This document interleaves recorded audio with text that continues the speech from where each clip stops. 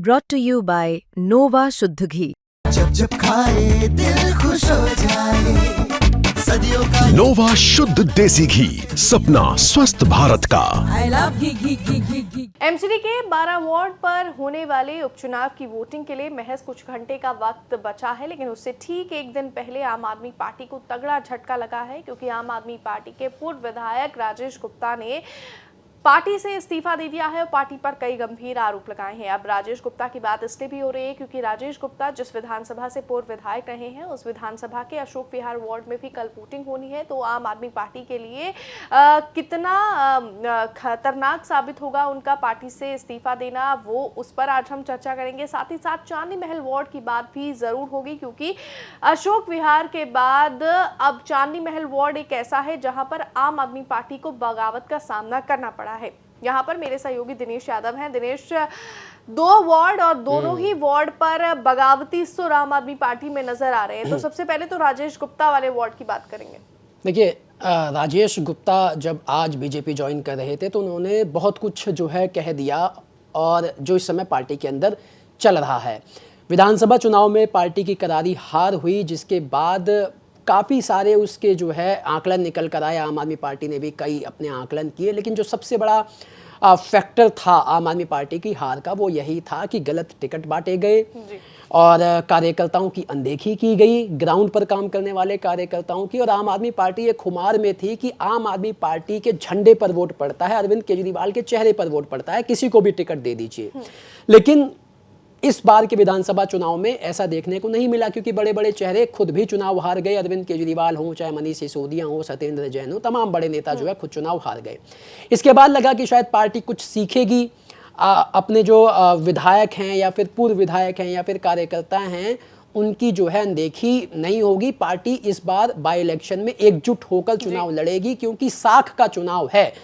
विधानसभा चुनाव आप हारे, उसके बाद आपने कहा कि भाई 10 महीने में रेखा सरकार ने दिल्ली वालों को त्रस्त कर दिया। तो अब इसका मतलब ये हुआ कि अगर आप कहते हैं कि अब दिल्ली वालों को आम आदमी पार्टी की याद आ रही है, अब कितनी याद आ रही है इस चुनाव के नतीजे बताएंगे। लेकिन जिस तरीके से 2 सीटों पर बगावत हुई और आम आदमी पार्टी की कथनी और करनी, जिस पर बात हमेशा से होती है, वो एक बार फिर से चर्चा का विषय बन गया है। क्योंकि चांदनी महल में आपने क्या कहा कि हम रिश्तेदारों को टिकट नहीं देंगे, ग्राउंड पर काम करने वाले अपने कार्यकर्ताओं को टिकट देंगे। तो लगा कि भाई विधानसभा चुनाव की हार से आम आदमी पार्टी ने सबक लिया है, कार्यकर्ताओं को पूछा जा रहा है।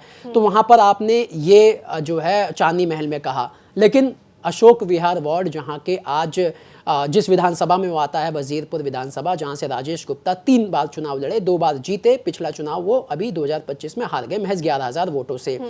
अशोक विहार वार्ड से आपने किसे टिकट दिया? सीमा गोयल को, जो विकास गोयल की पत्नी है। अब विकास गोयल जो आम आदमी पार्टी के नेता हैं, उन्हें लेकर भी आज जो है राजेश गुप्ता ने खुलासे किए कि उनको तो खुद आम आदमी पार्टी ने शोकेस नोटिस दिया था। और शोकोस नोटिस जारी करने की वजह ये थी कि जब आम आदमी पार्टी के शीर्ष नेतृत्व जेल के अंदर थे, तो उस दौरान विकास गोयल अपना किसी कार्यक्रम का उद्घाटन कर रहे थे और वहां पर उन्होंने बदसलूकी की है जनता के साथ, जिस वजह से जो कि प्राइमा फेसी आम आदमी पार्टी ने नोटिस किया और उनके खिलाफ शोकोस नोटिस भी जारी किया। लेकिन अब जब कैंडिडेट का अनाउंसमेंट हुआ तो उन्होंने विकास गोयल को तो नहीं, लेकिन उनकी पत्नी को वहां से चुनाव लड़वाने के लिए टिकट दे दिया। वही तो आप बच रहे थे ना, रिश्तेदारों को टिकट देने से बच रहे थे। चांदनी महल में आपने ये कहा, इतना बड़ा नेता आपका जो है, जो आपकी पार्टी में था, शोएब इकबाल कोई छोटे नेता थोड़ी हैं। अब आले इकबाल उनके बेटे एमएलए हैं। मटिया महल की डेमोग्राफी ऐसी है कि जहां पर आप उनकी अनदेखी नहीं कर सकते। और ये भी देखा गया है दिनेश, जब शोएब इकबाल ने पार्टी से इस्तीफा दिया है तो सौरभ भारद्वाज, संजय सिंह, इमरान हुसैन ये सब कहते हुए नजर आए कि चांदनी महल वार्ड पर 30 साल से एक ही परिवार का राज है, हमें वो उससे जनता त्रस्त है, उनसे उनके विकास कार्य नहीं हो पाए, इसीलिए चांदनी महल की जनता अब वहां पर बदलाव चाहती है, जिस वजह से हमने पार्टी कार्यकर्ताओं को वहां पे टिकट दी है। तो यही जो दोहरा मापदंड है आम आदमी पार्टी का, इससे जो स्थानीय कार्यकर्ता हैं उनके मन में सवाल खड़े होते हैं कि भाई आप एक जगह कुछ और कहते हैं, फिर दूसरी जगह कुछ और करते हैं। चांदनी महल में शोएब इकबाल ने सिर्फ इसलिए इस्तीफा दे दिया, सिर्फ एक पार्षद की टिकट वो चाहते थे, मान लीजिए अपने रिश्तेदार के लिए चाहते थे, तो फिर आपने रिश्तेदार को ही टिकट क्यों दिया? अशोक विहार वार्ड में, हाँ। है ना, जिनके पति आम आदमी पार्टी में है, उन्हीं की पत्नी पार्षद का चुनाव लड़ेंगी, तो वहां पर क्यों नहीं किसी स्थानीय कार्यकर्ता को आपने टिकट दिया? तो दोहरा मापदंड हो गया। और यही वजह है कि दोनों जगह बगावत का वही कारण बना। उसके बाद वोटिंग से ठीक पहले जो है आज उन्होंने आम आदमी पार्टी छोड़ के बीजेपी ज्वाइन की, लेकिन उन्होंने कहा कि काफी दिन से अनदेखी हो रही थी, मैं बात करने की कोशिश कर रहा था। चलो मान लीजिए कि आपने टिकट दिया, टिकट देना जो है वो प्रदेश अध्यक्ष का काम होता है, पार्टी का फैसला होता है, उस पर हम टीका टिप्पणी नहीं कर सकते, किसी को भी दें। लेकिन आपके जो नेता हैं अगर वो नाराज चल रहे हैं, अनदेखी हुई है, तो उनको मनाना, उनको कॉन्फिडेंस में लेना भी तो आपका काम है। आप बीजेपी को चाहे कितनी जो है गाली दे लीजिए, कुछ भी कह लीजिए, लेकिन बीजेपी जो है अपने संगठन को एकजुट रखता है जी। और उनके जो नेता होते हैं, मान लीजिए कोई नेता नाराज भी है या बगावत कर सकता है या बागी तेवर अपनाता है, तो फिर जो बड़े नेता होते हैं वो खुद मिलने पहुंचते हैं। और ये निगम चुनाव में भी देखने को मिला था दिनेश, जब बीजेपी ने अपने कैंडिडेट्स की अनाउंसमेंट की थी, तो दो नेता ऐसे थे जिन्हें उम्मीद थी कि उन्हें टिकट दी जाएगी, लेकिन नहीं टिकट दी। तो वो बागी हुए, उन्होंने नामांकन वापस कराया ना, निर्दलीय चुनाव लड़ने का फैसला किया, लेकिन नामांकन वापस लेने के एक दिन पहले पार्टी के शीर्ष नेतृत्व ने विजेंद्र सचदेवा और तमाम पार्टी के जो टॉप लीडर्स हैं, उन्होंने उनसे फोन पे बात की, उनसे मिले, उन्हें मनाया, समझाया और उनका नामांकन वापस ले लिया गया। देखिए यही फर्क है और इसीलिए बीजेपी जीतती भी है, क्योंकि वो अपने कार्यकर्ताओं को तरजीह देती है। सरकार से ऊपर संगठन को रखा जाता है और मान लीजिए कोई नेता नाराज है तो उसे मनाया जाता है। लेकिन आम आदमी पार्टी में हम क्या देख रहे हैं? शोएब इकबाल नाराज हुए, उन्होंने इस्तीफा दे दिया, चलो मान लीजिए आपने टिकट नहीं दिया, लेकिन एक बातचीत, एक संवाद तो होना चाहिए। आज राजेश गुप्ता ने कहा ना कि अरविंद केजरीवाल ने तो अब मेरा फोन भी उठाना बंद कर दिया। तो अगर हम हम अगर किसी बात से दुखी हैं या हमारे कोई सवाल हैं, तो हम अगर पार्टी के अध्यक्ष से बात नहीं करेंगे तो किससे करेंगे? कोई छोटे मोटे नेता तो नहीं है ना राजेश गुप्ता, विधायक रहे, बिल्कुल, और बड़े बड़े पदों पर रहे, बड़े पदों पर रहे, कौन बात अब भी पार्टी के उपाध्यक्ष थे, कर्नाटक के चुनाव प्रभारी भी हैं और कई स्ट्रॉन्ग पोजीशंस उन्होंने आम आदमी पार्टी के अपने कार्यकाल में होल्ड की है। लेकिन ये कहना गलत नहीं होगा कि राजेश गुप्ता ने जो पॉइंट रेज किया है कि जब चुनाव में टिकट का बंटवारा हो रहा था, जो स्थानीय नेता है वहां के, जिनकी पकड़ अच्छी है उस सीट पर, उन नेताओं से बात ही नहीं की गई। और जब सौरभ भारद्वाज के कंधे पे इस बार पूरी तरह से अरविंद केजरीवाल ने जिम्मेदारी सौंपी है निगम चुनाव लड़वाने की, और सौरभ भारद्वाज ने अपने नेतृत्व में अपने जो मन में आया, उन्होंने,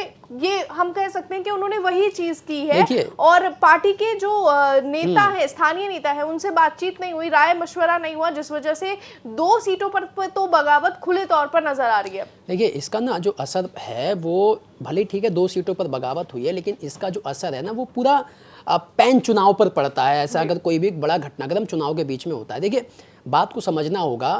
अगर बीजेपी जैसी मशीनरी से आपको लड़ना है तो आप सोचते हैं कि सोशल मीडिया पर अगर भौकाल बना दिया, रील्स वायरल करा दी, प्रचार की फोटोज डाल दिए, तो उससे चुनाव नहीं जीता जाता। अगर उससे चुनाव जीता जाता तो कई सरकारें जो हैं स्टेट की बदल जाती हैं। अभी बिहार में भी हमने देखा कि सोशल मीडिया पर भौकाल बनाने से चुनाव नहीं जीता जाता। तो सौरभ भारद्वाज का हमने देखा है कि वो कुछ ऐसा करने की कोशिश करते हैं, कुछ ऐसा बयान देने की कोशिश करते हैं जिससे सोशल मीडिया पर पॉपुलैरिटी मिले या फिर ज़्यादा व्यूज़ मिले, लेकिन उससे चुनाव नहीं जीत सकते। आप फेमस हो सकते हैं, आपका नाम हो सकता है, लेकिन चुनाव नहीं जीत सकते। चुनाव वही जीतेगा जो ग्राउंड पर काम करेगा। और बीजेपी जिस तरीके से ग्राउंड पर काम करती है उसकी तारीफ वाकई करनी होगी, क्योंकि संगठन एकजुट होता है, बगावत नहीं होती है। कार्यकर्ता उनका बूथ से लेकर पन्ना प्रमुख से लेकर ऊपर विधायक सांसद सब जो है चुनाव में जुट जाते हैं, प्रचार करते हैं और ग्राउंड पर भी पूरा चुनाव को जो है मैनेज करते हैं, कैंपेन को मैनेज करते हैं। लेकिन आम आदमी पार्टी के लिए ये चुनाव साख का और नाक का है। यहाँ पर पार्टी को एकजुट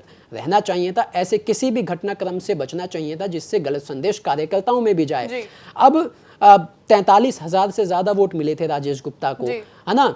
तो अब वार्ड के चुनाव में और जो जीती हैं पूनम शर्मा उस वार्ड से, उन्हें 53,000 के लगभग वोट मिले हैं। तो मतलब ज्यादा डिफरेंस नहीं था जीत का। वही तो अशोक विहार वार्ड, क्योंकि ऐसा वार्ड है जहाँ पर झुग्गी बस्ती स्लम इलाका भी आता है, तो जाहिर सी बात है कि अगर देखिए 2 बार विधायक बनने के बाद तीसरा चुनाव लड़ा राजेश गुप्ता ने, और ऐसा चुनाव जहां पर पार्टी के बड़े बड़े नेता चुनाव हार गए, वहां पर भी 43,000 वोट लाना, तो मतलब जनता के बीच में पकड़ तो थी उनकी, जी, उनके चेहरे पर उन्होंने उनके चेहरे चुनाव पर जीता। चेहरे पर वोट पड़ा, चुनाव लड़ा, है ना। तो अब ऐसे में आप अगर उस नेता की अनदेखी करेंगे तो जाहिर सी बात है कि चुनाव में आपको नुकसान होगा। वोटिंग से ठीक एक दिन पहले पार्टी का छोड़ जाना, ऐसा आरोप लगाना, तो उससे 2 सीट तो देखिए अब आम आदमी पार्टी की एकदम फुली जो है बगावत मोड में आ गई है। अब इससे 2 सीट पर तो नुकसान होना तय है, लेकिन अब ये जो पूरा घटनाक्रम रहा आम आदमी पार्टी का इस चुनाव के दौरान, जो नहीं होना चाहिए था, क्योंकि 2025 में लगातार आप हार रहे हैं हर चुनाव, अब इसका 12 सीटों पर भी असर पड़ेगा, या फिर ये बगावत जो है जिन 2 सीटों पर हुई है वहां तो होगा ही असर कुछ ना कुछ, लेकिन 12 सीटों पर होगा या नहीं होगा, कितना नुकसान होगा, ये 3 दिसंबर को पता चलेगा। जी बिल्कुल। और आपको बता दें कि कल इन 12 वार्ड पर वोटिंग होनी है। सुबह 7:30 बजे से वोटिंग प्रक्रिया शुरू हो जाएगी और इसके लिए राज्य चुनाव आयोग ने भी खास इंतजाम किए हैं। दिल्ली मेट्रो भी कल सुबह 4 बजे से शुरू हो जाएगी ताकि चुनाव कर्मचारी और अधिकारी समय पर पोलिंग बूथ पर पहुंच जाए। फिलहाल इस डिस्कशन में बस इतना ही, लेकिन बाई इलेक्शन से जुड़ी हुई हर एक अपडेट को देखने के लिए आप देखते रहिए दिल्ली तक।